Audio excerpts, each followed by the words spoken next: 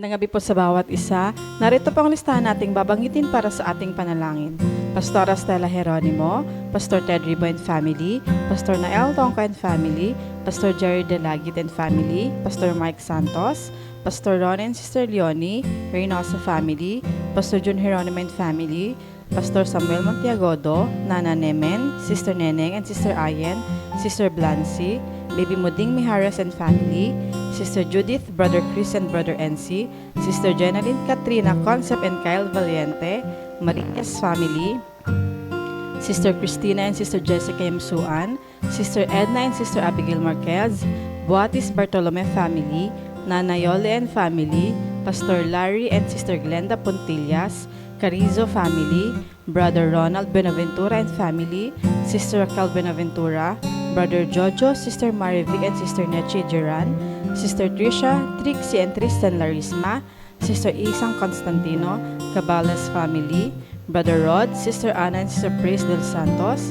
Sister Cherry Arzala, Sister Orfa, Sister Sharon and Sister Nympha, Sister Christine de la Cruz and family, Sister Yoli Pantig, Sister Meli Montaño, Brother Jeffrey Carizo, Sister Feli Dizon, Sister Caroline Bocahan and Sister Nancy, Maulawen family, Brother Marvin Lau, Sister May Santos, Sister Pina Montiagodo, Sister Edel Castro, Brother Ronaldo Rodriguez, Sister Joy Acosta and Sister Oladora Medina, Nanay Lina Lopez, Brother Jules Pantigan family, Sister Fen MJ Danganan, Brother Dixon Paras, Brother Richard and Brother Scott Michael Wayan, Brother Gerald Handa and family, Sister Sarah Licardo and family, Brother Brian Bernardo, Sister Cam Saito, Zabala family, Sister Miel Kabatingan, Brother Gerald de la Cruz, Sister Nihal Abdul Rauf and Brother Alexander Mamao, Sister Cecilia de Sahagun, Brother Delio Larin, Sister Liway Apa and family,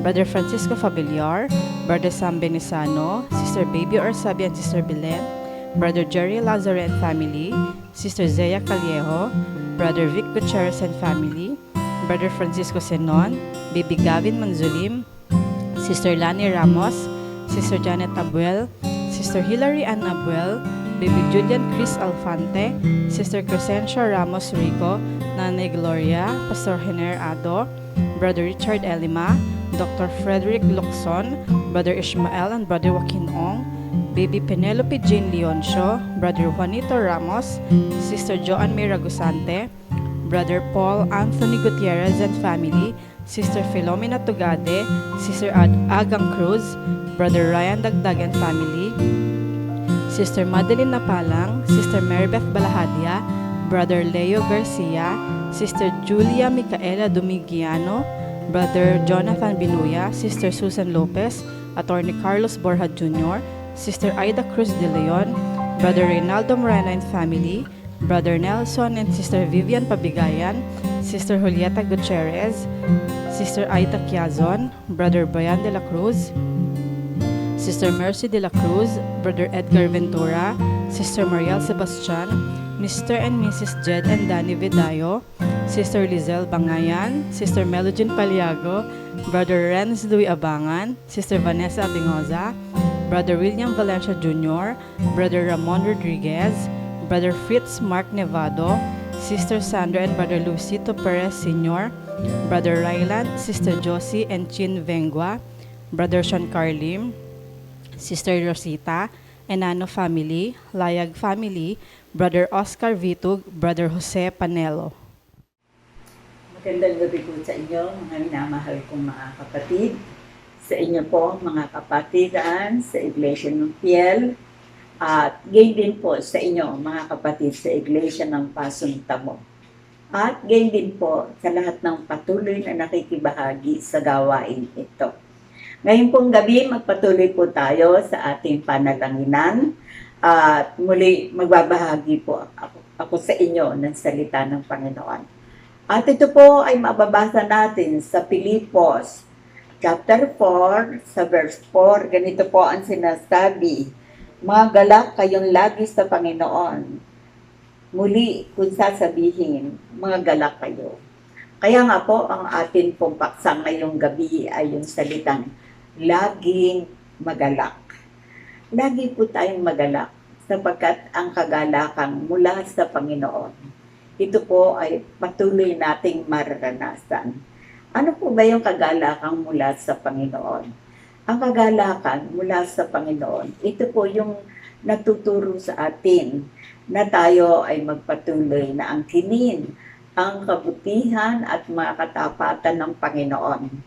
Kaya nga sabi, magalak kayo lagi sa Panginoon. Sapagkat ang Panginoon ang katugunan ng lahat ng mga pangailangan. Kaya nga po sa kalagayan ni Pablo na siya noon ay nakakulong, ito po ang itinuro niya sa Iglesia ng Pilipos, mga galak kayong lagi sa Panginoon. Napakahalaga po nitong salitang itong maggalak tayong lagi sa Panginoon. Bakit po? Sapagkat nasa kamay ng Panginoon ang lahat ng ating mga pangailangan. Sapagkat sa kabila ng ating pagkukulang, ang Panginoon ay patuloy na nagmamalasakit sa bawat isa sa atin. Kaya lagi nating ikagalak itong mga salita niyang magalak tayong lagi sa Panginoon.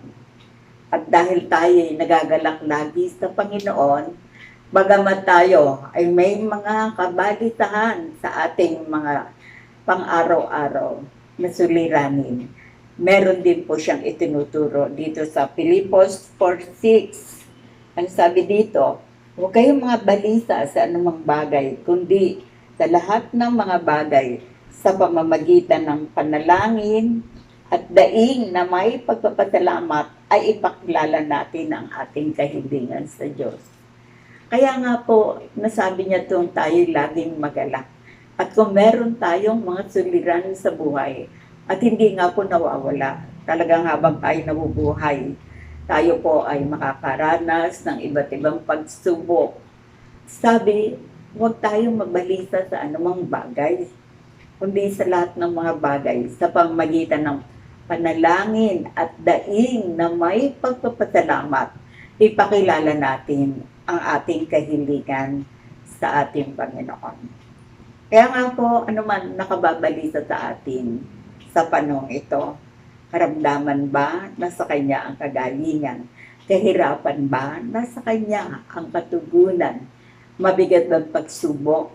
Nasa kamay ng Panginoon ang katugunan ng lahat ng mga pangailangan. Kaya nga po sa panahon ito po ay lagi nating panghawakan na lagi tayong magalak sa Panginoon sapagkat ang Panginoon ang laging nagmamalasakit sa atin. Sapagkat nasa kamay ng Panginoon ang lahat ng ating mga pangailangan. At bilang tao, dahil tayo ay may kahinaan pa, ito rin ang mahalagang paalala. Huwag tayong mabalita sa anumang bagay. Kung ito man ay kahirapan ng buhay, huwag mabalita. Sapagkat ang sabi niya rito, sa pamamagitan ng panalangin at daing na may pagpasalamat, pwede raw natin idaing sa Panginoon. Pero daing, hindi pagrereklamo. Daing na may pagpapasalamat, nasa kabila ng mga suliranin, magpasalamat tayo sa Panginoon sapagkat maaari nating idaing sa Kanya ang lahat ng ating mga pangailangan. Kaya purihin natin ang Panginoon sapagkat nagbibigay siya ng banal na salita. Salita na may pangako. Salita na makapangyarihan sa lahat. Salita na magbibigay sa atin ng kalakasan, ng kagalakan, at salitang may kapangyarihan upang tayo bigyan ng kaaliwan. Kaya mga kapatid, magpatuloy po tayo. Magpatuloy tayo ng paglapit sa Panginoon. Sapagkat sa Panginoon ang gagaling ang tunay na kagalakan.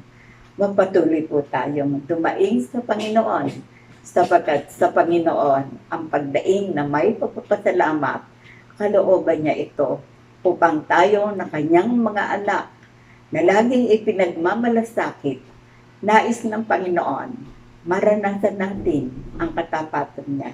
Nais ng Panginoon, maranasan natin ang kapangyarihan niya. Nais ng Panginoon na tayo ay mamalagi sa Kanyang mga salita na gagalak.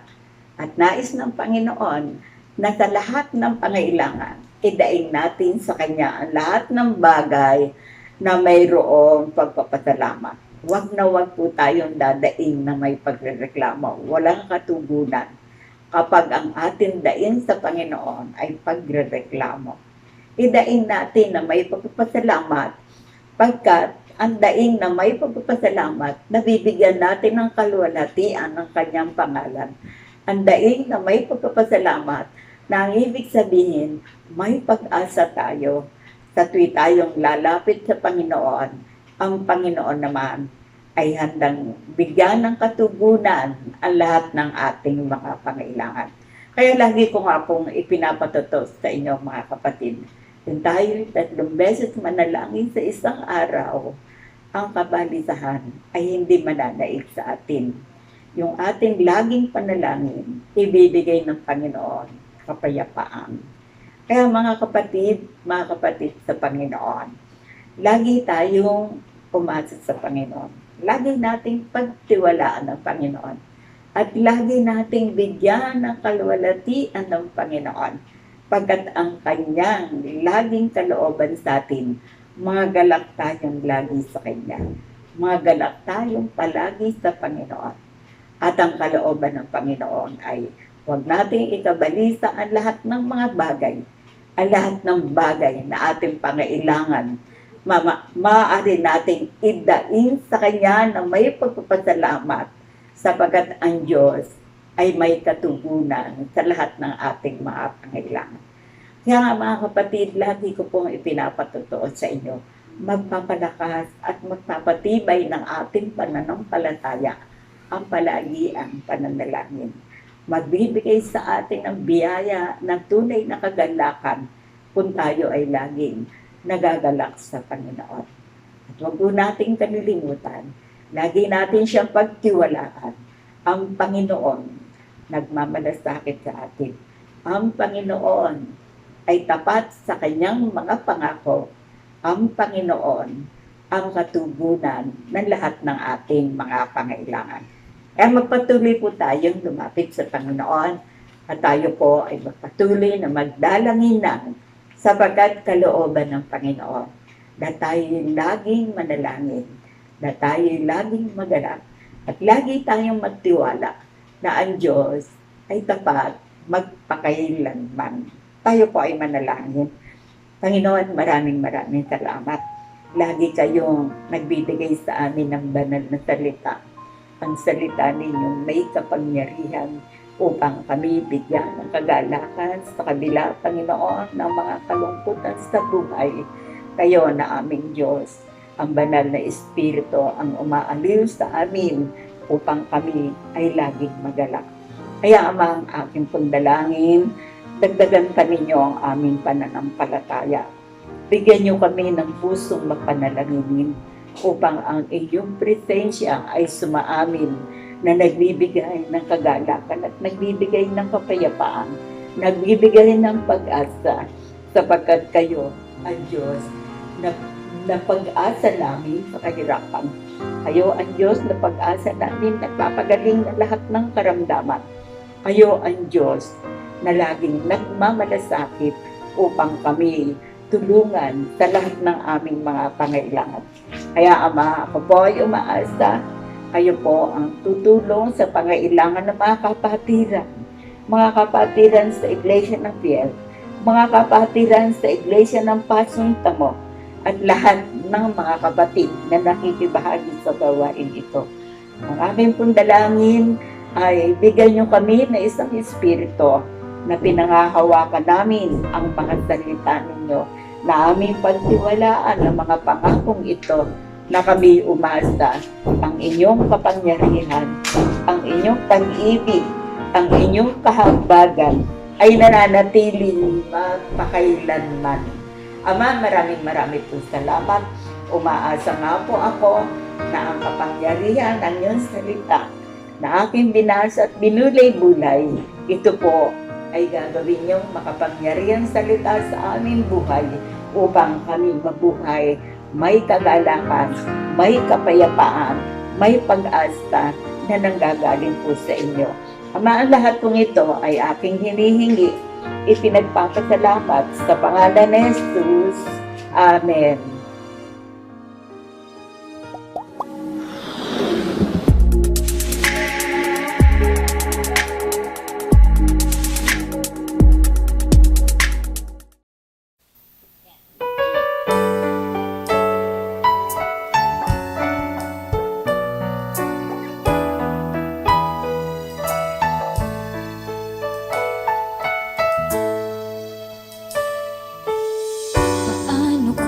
sasabihin sa iyo ang nadarama ng puso ko. Nang makilala ka, ako'y nagbago, karoon ng saysay ang buhay ko. Sadyang kakaiba ang aking nadarama, dulot ay ganap na ligaya, mula nang ika'y paghariin na. Puso ko'y panarang na, binigyang kulay itong buhay. Binawi mo ang takot at ang lumbay, minahal mo ng tapat kahit di karapat-dapat. Ang tulad ko, o Diyos, binigyang kulay itong buhay. Binawi mo ang takot at ang lumbay, minahal mo ng tapat kahit di karapat-dapat. Ang tulad ko, o Diyos, sa kaguluhan ako'y naliwanagan. Nalay mo sa aking kapayapaan, dahil sa'yo ay nakamtan buhay na walang hanggan. Kaya't sa aking awit ay iyong dinggin pasasalamat at pagpupuri. Alay sa'yo buong buhay ko, maglilingkod lamang sa'yo.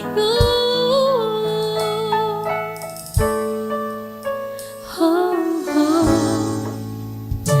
Binigyang kulay itong buhay, binawi mo ang takot at ang lumbay, minahal mo ng tapat kahit di karapat-dapat. Ang tulad ko, o Diyos, binigyang kulay itong buhay. Binawi mo ang takot at ang lumbay, minahal mo ng tapat kahit di karapat-dapat. Ang tulad ko, o Diyos, minahal mo ng lubos. Kaya't pag-ibig ko'y alay lang, pag-ibig ko. Kaya't pag-ibig